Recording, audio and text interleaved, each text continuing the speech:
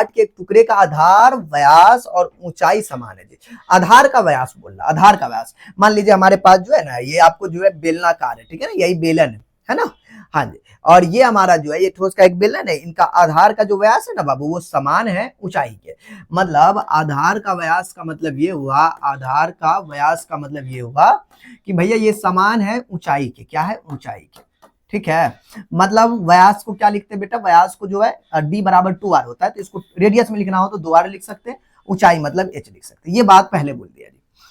तो इसके अर्धगोला का टुकड़ा, पहले तो भैया बेलना का आयतन निकालो, बेलनाकार बेलन का आयतन जी, टुकड़े का आयतन पूरा लिखिएगा। तो बेलन का आयतन हम लोग यहाँ पे निकाल लेते हैं, पाई आर स्क्वायर एच, ठीक है। तो पाई एच के जगह पे हम लोग कितना इस्तेमाल कर सकते हैं दोस्तों, एच के जगह पे 2r, इस एच के जगह पे 2r लिख सकते हैं। तो 2r हो गया जी, दो, ये 2 पाई हो जाएगा, और ये r एगो एगो 3 गो r हो जाएगा, ठीक है। आगे क्वेश्चन पढ़ते, आगे समझते। तो इससे एक अर्धगोला टुकड़ा काट लिया जाता है, इसके मुझौसा में से एक अर्धगोला का टुकड़ा काटा जाता, मुंह से अर्धगोला काटकर निकाल लिया जाता। यदि अर्धगोला और बेलन का आधार समान है, अब बोलता काट के निकाल लिया गया, तो अर्धगोला और जो बेलन का जो आधार है दोनों समान है, तो कितने प्रतिशत में काट बच जाएगा, प्रतिशत में काट बच जाएगा, ये बताना है जी। अब हम लोग क्या करें जी, अब तो अलग टेंशन में हम लोग आ गए जी। नहीं नहीं, टेंशन में नहीं है। जैसे देखिए ये बेलना था ना जी, इसी बेलना में से जो है ना एक अर्धगोला आपको काट कर निकाला जाता है, इस बेलन में से, इसी बेलन में से काट के निकाला जाता है, ठीक है। अब बात हो गई कि ये, और हमें प्रतिशत भी निकालना है जी, मुद्दा यहाँ पर ये है। हमारे पास तो 2 सिचुएशन आ गया जी, अब हैंडल कैसे करेंगे वो बात अपने को है। शेष भाग ये तो निकला, अच्छा शेष भाग के लिए पहले अर्धगोला का तो आयतन निकालो गुरु, हाँ हाँ ये बात मैं तो भूल ही गया। तो अर्धगोले का आयतन, फॉर्मूला होता बाबू, अर्धगोले का आयतन होता 2/3 पाई r क्यूब। r कुछ पता है इसका, अर्धगोला का आयतन हो गया जी 2/3 पाई r क्यूब ना, कुछ नहीं पता इसका। तो चलिए भैया मैं क्या करता हूं, शेष भाग, अभी शेष भाग लिख रहा हूं, ठीक है ना, प्रतिशत वाला नहीं लिख रहा हूं, शेष भाग। तो बर्किन में कितना था, 2 पाई r क्यूब माइनस का 2/3 पाई r क्यूब, लघुत्तम 3 दूना 3 लघुत्तम 3 दूना 6 पाई r क्यूब माइनस का 2 पाई r क्यूब। बाबा रे ये 6 में से 2 गए तो कितना होला, 4 पाई r क्यूब बट्टा में 3। तो हमारे पास 4 पाई r क्यूब बट्टा में 3 निकल गया, इतना निकल गया, तो कहानी हिट है हमारी, और कोई ज्यादा नहीं है। तो आपको जो है दोस्तों यहाँ पर जो है आपको बात हो रही है ठेस का, तो कितने प्रतिशत काट बच जा, एक मिनट यार, यदि अर्धगोला और बेलन का आधार अगर आपको समान हो तो कितने प्रतिशत काट बच जाएंगे, कितने प्रतिशत बोलेंगे गुरुजी, आप तो बड़ा मसला हो गया जी, कितने प्रतिशत काट बचेगा। चलो मैं इस साइड में आ जाता हूं, देखते हैं कितने प्रतिशत बचता है।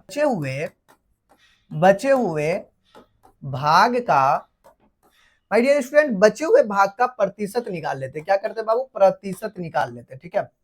हाँ जी, बचे हुए भाग का प्रतिशत की बात किया जाए तो पहले तो यार एक बात बता यार कि बचे हुए भाग का प्रतिशत कैसे निकालिएगा गुरुजी। पहले तो आपने 2/3 पाई r क्यूब, अबे एक मिनट सब्र कर ले, हमारे पास तो ये है, ये चीज है, ओके ओके ओके ओके।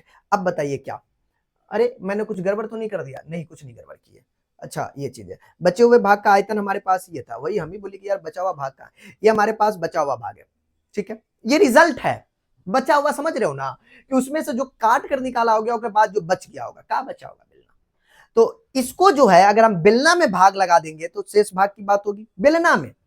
नहीं समझा यार, ये लॉजिक हुआ भाई, कि भाई बात हुआ कि आपने जो है इसमें से अर्धगोला कट लिए, हम बेलना में से अर्धगोला को घटा लिए, बेलना में से अर्धगोला को घटा दे लिए, तो काम निकले, बचा हुआ भाग निकले, जो कट के जो बाहर चला गया के बाद भाग निकले, और वो जो भाग निकलेगा उसको वापस हम बड़का बेलन में हम क्या करते हैं, भाग लगा देते हैं। मतलब ये चीज है, एक मिनट सुनो पहले, एक मिनट। तो मैं एक काम कर सकता हूं कि जो प्रतिशत जो निकला, कितना निकला था, 4/3 पाई r क्यूब, और ये जो है हम इसमें भाग लगाएंगे आपको किससे, प्रतिशत निकाल लेना किससे, मतलब हमारा जो बेलन का आयतन है कितना है भाई, 2 पाई r क्यूब, और बाबू यहां पर से हमको गुना करना पड़ेगा। बोलेंगे गुरुजी कितना से हम लोग गुना करेंगे, यहाँ पे गुना हम लोग करेंगे 1000 से, जा सॉरी सॉरी सॉरी, प्रतिशत में 100 से गुना करते हैं, 100 से गुना कर लेंगे, गुना कर दिया जी, ये सब पार्ट कट के गया नागिनपुर, ये 3 दूना 6 हो जाएगा, तो 4/3 दूना नीचे 3 को ले आइए, 3 दूना 6 गुने का 100, तो ये हमारे पास जो है 2 दूना 2 तिया 6, 2 दूना 4 तो 100 दूना 200, ये प्रतिशत में आ गया, तो 200 बट्टा में जो हमारे पास 3% आ गया जी। तो यही हो गया जी, यही हमारा सॉल्यूशन बन गया, ठीक है ना। 200 बट्टा में 3, देखो दिया है कि नहीं दिया है। हाँ 66 है, 66.2/3 है। 66.2/3 अगर भाग भी लगाओगे तो आ ही जाएगा 66 पूर्णांक, बिल्कुल आ जाएगा 66.2/3 आ जाएगा बाबू, आ जाएगा।